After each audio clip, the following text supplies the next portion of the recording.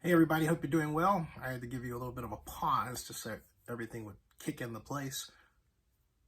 Howard Terminal updates. First of all, there's this consistent noise, and I'll put it just like that, noise, that the city of Oakland needs the county of Alameda to implement the infrastructure financing district to use tax increment financing with respect to Howard Terminal as per SB 293 Skinner, the enabling legislation for that kind of form of enhanced infrastructure financing districts, which were first established by Jim Beal, California Senator, in SB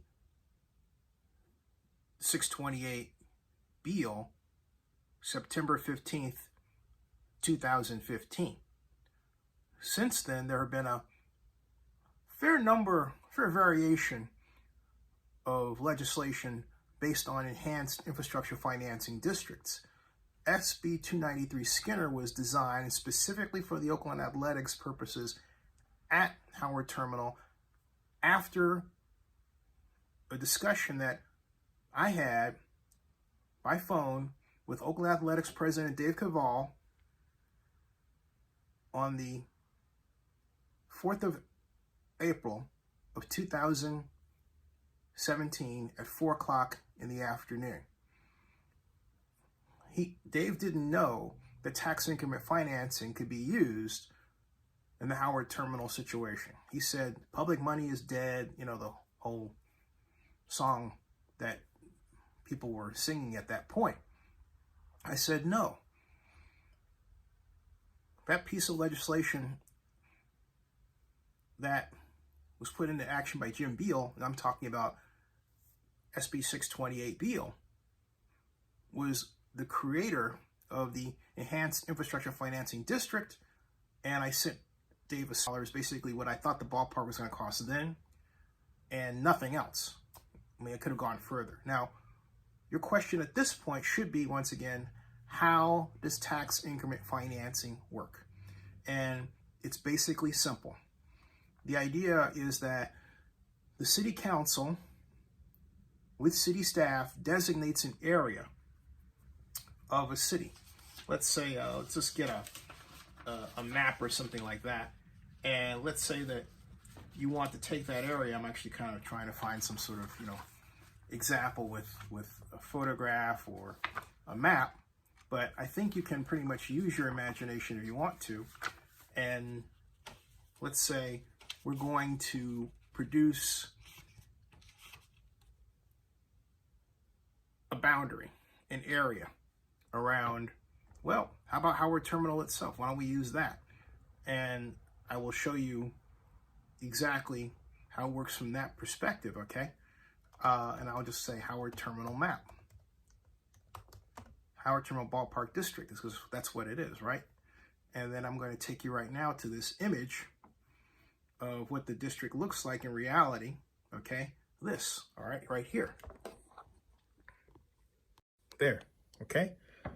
So let's say that we want to, well, what we're actually going to do, put a boundary around this where the property tax that's collected doesn't go to the city of Oakland, but it goes to an agency organization working with a bond underwriter that collects on an annual basis the property tax revenue through the county assessor's office, and then uses that revenue to retire a bond issue. That's ideally how it's done. The bond issue will be floated to pay for infrastructure improvements and community improvements in Howard Terminal. That's how it's supposed to be done. The trouble is you have these consultants, public financial management, that are singing this song that they want to use a pay-as-you-go basis, which I'll get to in another way. But the whole point is, the first year of the life of the tax increment zone is called the base year. The base year, you calculate what the assessed value is, which is the value of like all these cranes here.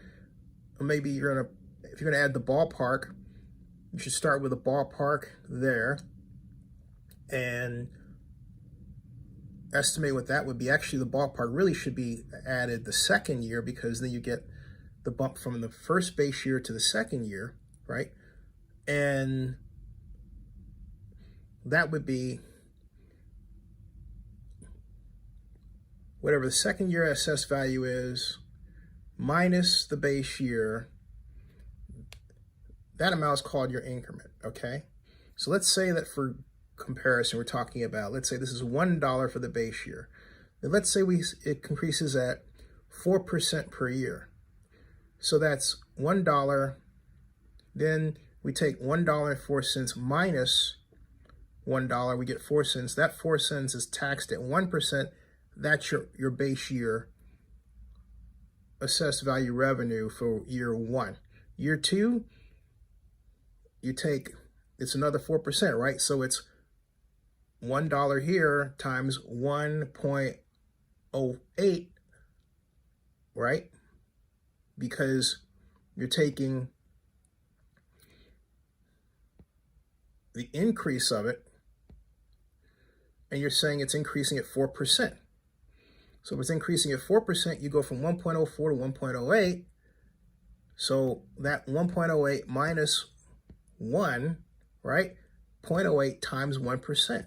Add that to the till. Now, when you keep adding zeros to this value, instead of being $1, let's say it's 1 million or 1 billion, the resultant tax revenue gets bigger, all right? That's tax increment financing. If you do that, let's say that we're talking about, let's say the assessed value here, or the base year is 2 billion, which I recommend. Let's say it's 2 billion. Let's say you start, and you don't even wait for the second year. Let's say that you click in the base year when the ballpark is finished and buildings around it. So you say, let's say we're going to shoot for a $2 billion assessed value, right? So you do that by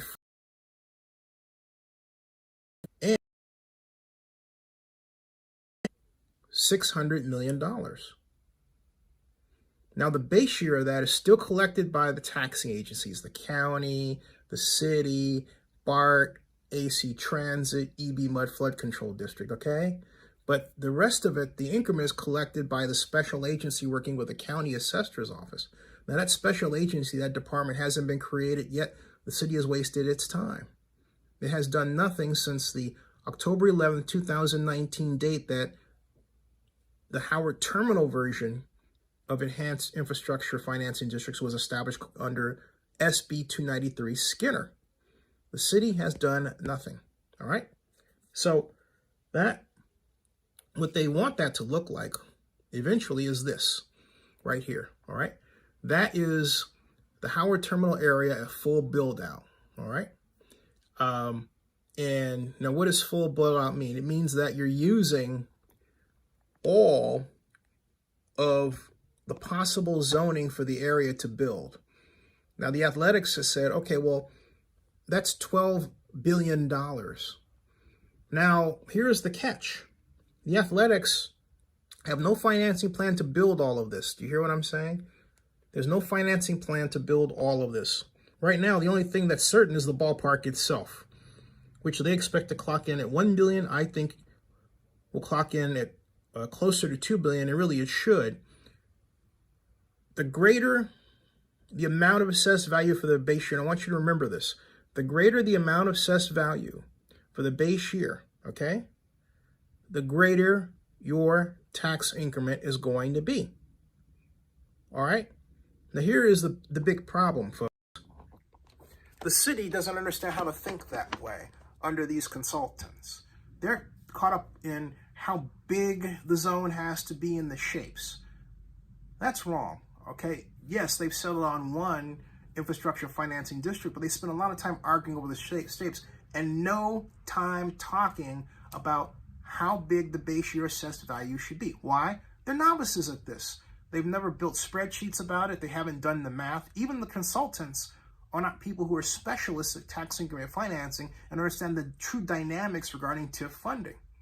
That's why they don't want to get caught, the consultants, in producing a financing structure that calls for an upfront bond issue. Otherwise, they would have announced it by now. You'd have known about it. It would have been $800 million. They don't want the political fallout from it because they don't understand how to manage the political fallout within the confines of the law that's designed. What do I mean? What I mean is this. When I said to Dave back in 2017 that he should use this, the objective was to provide affordable housing at Jack London Square. I estimated $85 million could be gotten from tax increment financing, and that amount would be used as gap financing to have developers build. Yeah, it would look like market rate, but it would actually be priced so that other folks could afford to live in it.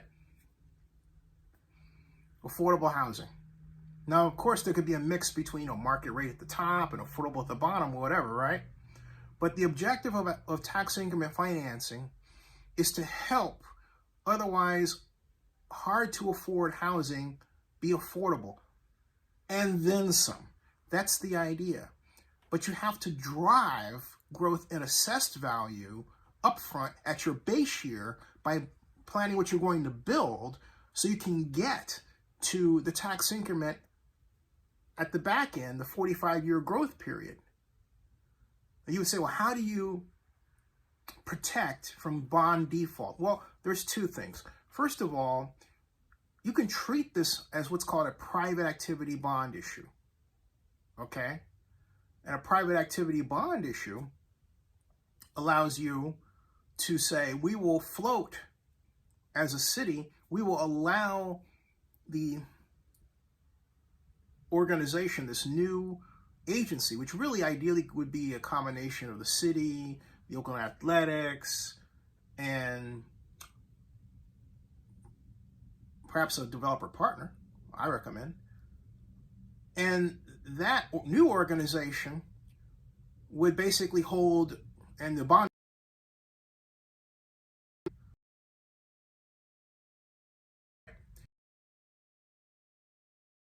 but they would also have the responsibility of making sure that, working with the bond underwriter, that money was collected from the county and those bonds paid on an annual basis. But guess what? If there's a default, you know who winds up owning it? That's right, that A's involved organization.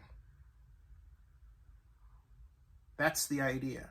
Now, private activity bonds are tricky because from a unique standpoint, you have to say, well, gee, what can we do that under the state of California? And is there have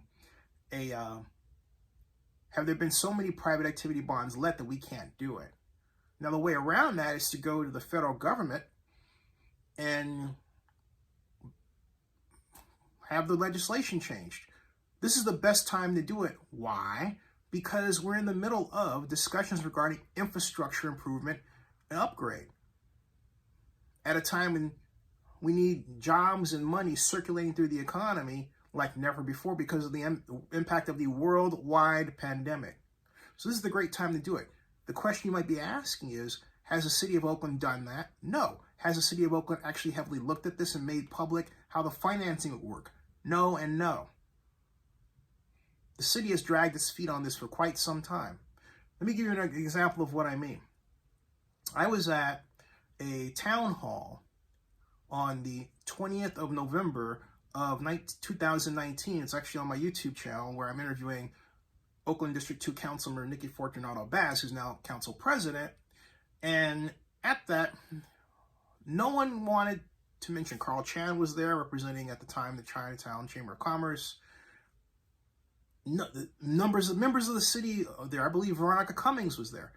No one wanted to talk to this audience of, I believe, 90 people about tax increment financing and the possible gigantic subsidy of, I estimated then, because of $1.4 billion. Why? Because that's based on the ballpark being at $500 million. Again, the greater in assessed value size the base year, the bigger your tax increment financing revenue will be, okay? Thank you, Sir Chief. Much appreciated, okay? And what they don't want to get out is that the athletics would essentially be the recipient of use of the largest subsidy ever created for a sports facility in history. And that is a fact. Yes, even larger than the $750 million bond issue that was let for by the Clark County for the Raiders Stadium. And the debt coverage ratio for this, you would say, what's debt coverage ratio? You're throwing all this stuff Zenny at me. I get it, okay? The debt coverage ratio is this, all right? The debt coverage ratio is the amount of money that you need. So let's say we're looking at not the amount of money you need, the amount of money you're going to get from the total 45 million projection. So let's say that you expect to get $1.6 billion by year 45, assuming a 4% rate of growth in assessed value annually. And you're starting with, again, a $2 billion base year assessed value, right? So you say, okay, if I'm going to get that, I divide that by 2. That gives me $800 million. That is my envelope. That's the greatest amount of money that I can let for a bond issue based on that expected total tax increment revenue. Okay? That's how you do that. And that's common standard. Now, if you're looking for a comparison, the Clark County bond issue let for the Raiders was not a 2-to-1 debt coverage ratio. You know what it was? It was 1.5 to 1. What does that mean, Zenny? It means this. It means that instead of taking in $2 for every $1 of bond cost, right? So you have double what you need. They took in a half more. Yeah, 1.5. So what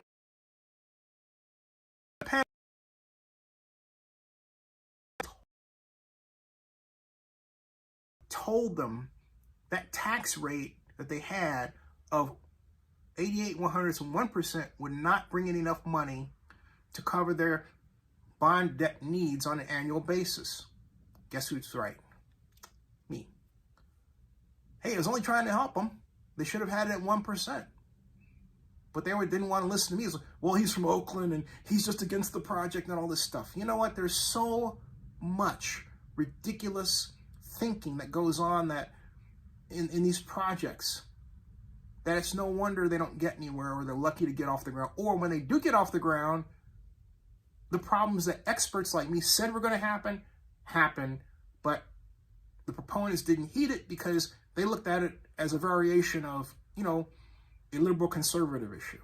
They get off it. We get off it. Okay? It's ridiculous. These are mathematical engineering problems to be solved. They're not political problems. Right now, Howard Terminal is over-politicized, which is why you have Loren Taylor answering your questions about Howard Terminal with just Veronica Cummings. Come on. He's afraid to have me on there. Because what I would say is what I'm saying to you right now. The Athletics are this close to leaving Oakland because of all these political machinations. Because at the 11th hour, there's always someone stepping forward because they're not happy with what they perceive as essentially not getting their share or part in Howard Terminal. Do you want to know how messed up this whole deal is? Let me tell you. This is how messed up it is. And Councilmember Taylor is not going to talk about this at his town hall meeting tonight. Do you realize that approximately 3 months ago, the state of California and my friend Gavin Newsom signed into law AB 464? You would say, what's that? It's another assembly bill? Yeah. You want to know what it does? It is yet another example and another use of the enhanced infrastructure financing district concept, where you could use tax increment financing, but what would you use the revenue for? Helping business. That's right. Not just in the area where the tax increment financing zone was drawn, but you could use it outside of it. Okay? So don't you think someone should be talking about how to, rope in AB 464 into Howard Terminal? Or let's take Howard Terminal away for that for a second. Don't you think someone should be talking about, hey, let's implement a program to get the many small businesses in Oakland who need help because of the pandemic-related damage they've suffered, monetary help? Don't you think in doing that it would reduce crime? The answer by studies is yes. So here we are as a city at our 102nd homicide, and these people cannot get their act together enough to get money to the people who need it the most in their own city, and yet they're solving problems. They're not. Let me digress for a moment, because this jazz about the guns and butter argument regarding police has been going on for too long. It's always, well, we need to take guns off the street, or we need to hire more police. How many times have you heard that in your life? Don't you ever ask yourself why the argument can't be expanded to more? Look, there are people who have tried. Some of you might be screaming right now, wait a minute, Zenny. We're trying with a different way. Like the Department of Violence Prevention that now former Oakland Councilmember Lynette Gibson McElhaney spearheaded. Theoretically, it's a great idea. But as I told her then, and my friend got mad at me, sorry, but it's true, you are looking at violence after it happened. You cannot stop violence with an office. You stop violence by changing the social economy where it occurs. Just as the young brother who produces the Oakland Gang Wars YouTube videos said recently, very eloquently in his way, he said, look, when felons get out of jail, they do not want to commit crimes anymore. When they get out, you know what happens? There's nothing to surviving. Simple equation. You get the money to them. Let's take businesses. Businesses need help. Not just more security, but they need help, for example, improving such things as their back bar. Or they need help, for example, improving such things as their windows, doors, just safety measures, new equipment, new stoves, all that. Everything to make sure they can maintain a going concern. And it would be great if they didn't have to pay for it. This is the classic moment to create that environment. And if they don't have to do that, they can be open, employ and pay people, and that would go a long way toward the revitalization of our world around you. We don't have these empty storefronts all over the place with all these great cities and towns looking like ghost towns. This is our doing, folks, and it is a direct result of government incompetence. How many times have you hear that word? So I'm challenging Councilmember Taylor and everybody else to get their act together. Your act is not together, and you have no business doing a town hall on Howard Terminal when you haven't done anything to address the financing issues and questions that the athletics have complained about. Sources and uses. Where are those? Okay? What are you doing about establishing the financing center for a bond issue? How big is the bond issue going to be? What is it going to look like? And don't say, well, behind the scenes, we're talking about an upfront bond issue, because the consultants haven't put a single document out for public look that says the city of Oakland has.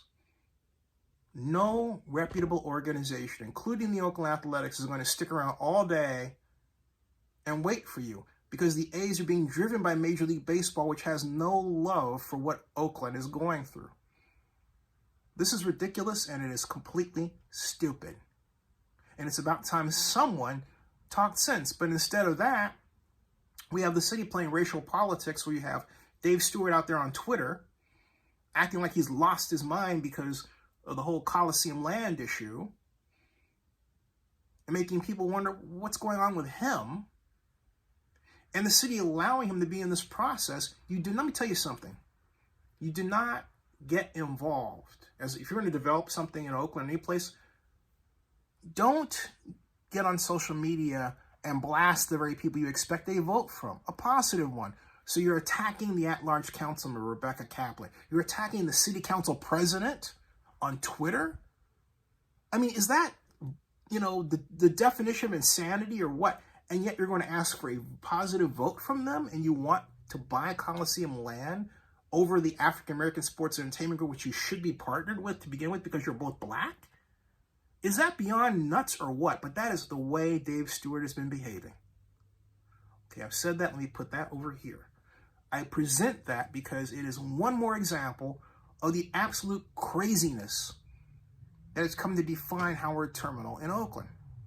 At a time when this thing should have been put to bed, and you know what? The ground broken, and the Athletics excitedly, patiently waiting for their new ballpark in a classic area in Oakland. But instead, we have people saying, well, it should be at the Coliseum, which has a sea level rise problem. Oh, and guess what? Once again, AB 464 is available to get money down there. But does the city do anything? Where's Loren Taylor? Where's Treva Reed, District 7 council member? Nowhere. They talk about Howard Terminal, but they're not talking about their own areas. Loren's talking about running for mayor. Come on, Loren. Give us a break, man. There are people, Loren, councilmember, there are people who say that you can't even win a re-election in your own district. Okay? You got to do some work in your area. You know what the work is? Get billions to your area using AB 464. You and Treva should be working together on this. What do I hear? Crickets. Crickets. Complete crickets. Back to Howard Terminal.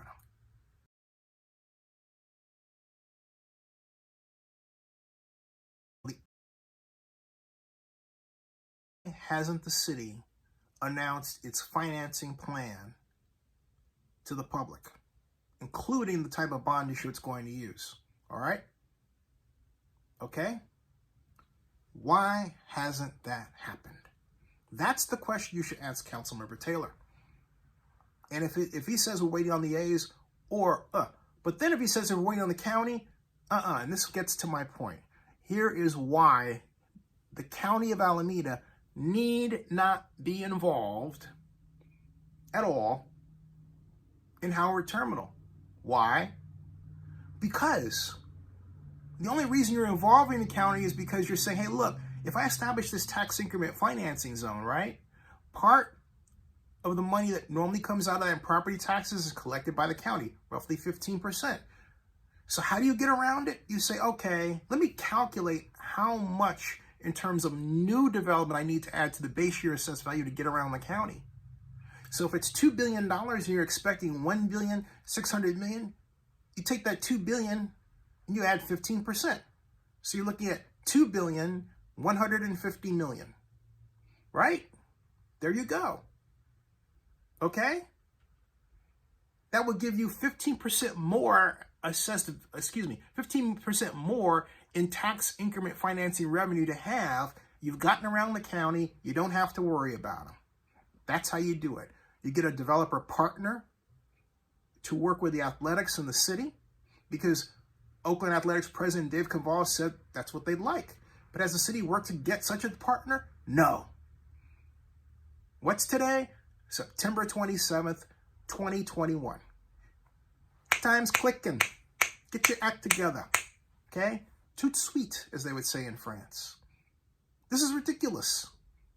The city of Oakland, I knew, wasn't scared to act. The city of Oakland, I knew the answer. The city of Oakland that I knew was fiscally innovative. The city of Oakland, I knew, got things done. We've been on this long, strange, yet steady trip down the rabbit hole. The city is showing it, and the behavior of the politicians is reflecting it. We gotta stop. All right? More later. Subscribe to Zenny62 and bookmark oaklandnewsnow.com. John Mark says Treva Reed's people have admitted to him on the phone that they don't want the baseball team. So you're saying that Tree Reads people don't even want the A's. That's it. That's news. Tweet that out, somebody. Somebody watching this, tweet that out. Trevor Reads people. I'll put that on Twitter myself right now, okay? Get my Twitter account, open that up real quick. That's the claim. That's the claim, right? I'll put that out real quick. Okay? Treva Reed staff told John Marks,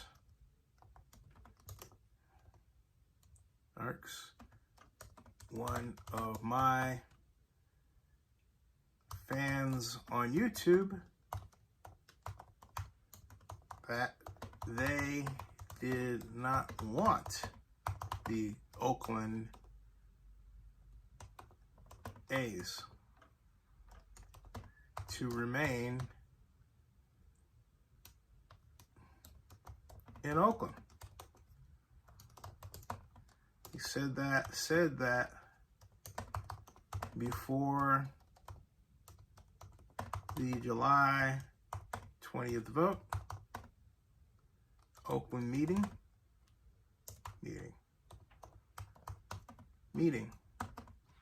Wow. Okay. And this John Marks is saying this to me right now. Okay. John is writing this now here. And I'm actually providing a link to my live stream that you're watching right now, right? Because that's stuff that people should know. You know, this is horrible stuff, okay? I mean, it is really sad. Here, helping my mom, gotta get out in a second here. And yet, nobody seems to care.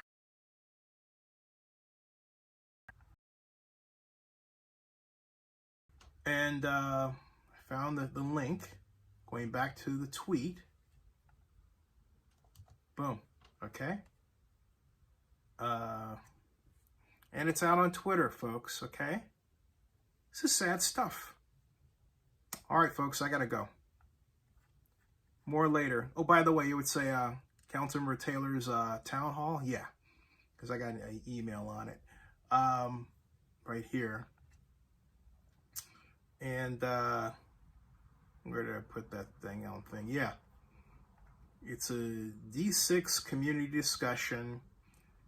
And what I'm doing here is I'm opening with Firefox and trying to, okay, I've got the RSVP. What I'm going to do is put it in the PDF download to this live stream right now, okay? So if you want to go and check it out, you can. I am not, he didn't ask me to be there, okay? And my days of chiming into somebody else's meeting about something I know more about than they do are over. Because I can say it right here. You know, I know enough to talk about that thing. I don't have to go and be involved in his meeting. He didn't make me as a guest, right? So why should I? Okay. So, oh, here's the link. I'm putting a link in the chat area. Okay. There's the link.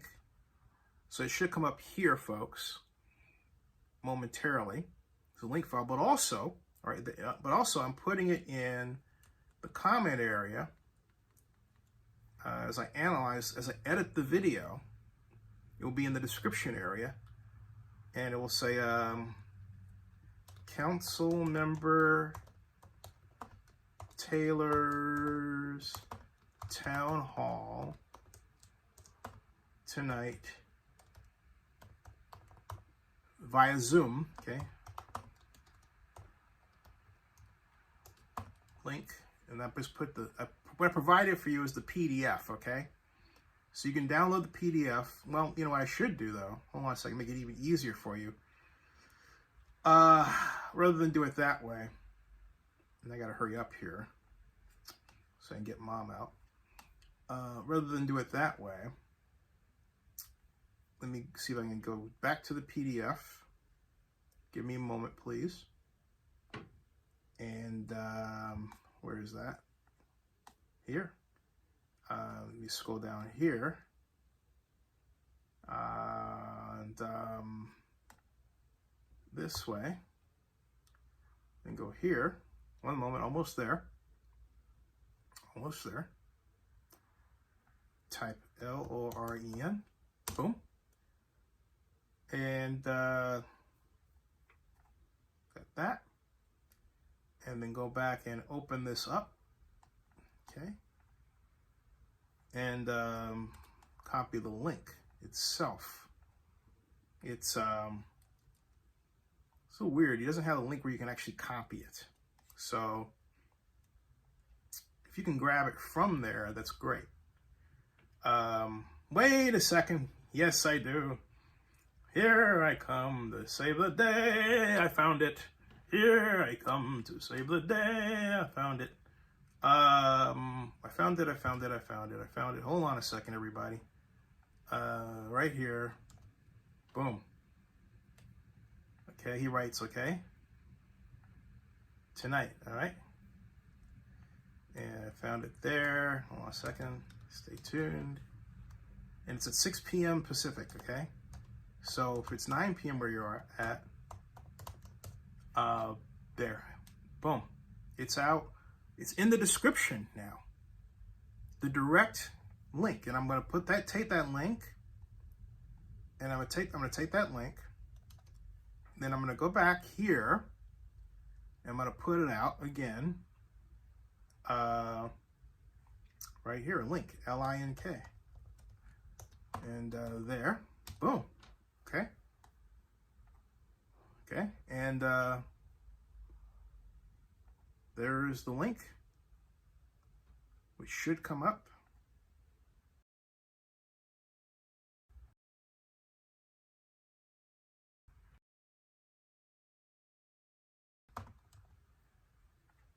Boom. Okay, so the link is there. And once this rolls through, it should come up, but for whatever reason, if it doesn't come up, there it is. Here's the link, folks. Okay, there's the link, okay? That's the direct link to the Zoom. Remember, it's at 6 p.m.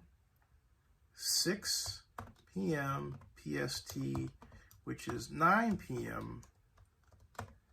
EST. There you go. All right, folks, gotta go see mom. Subscribe to Zenny62, bookmark oaklandnewsnow.com, and God bless you. And God bless Oakland and the United States of America. Thanks, everybody. Thank you for the contributions, by the way. We'll see you.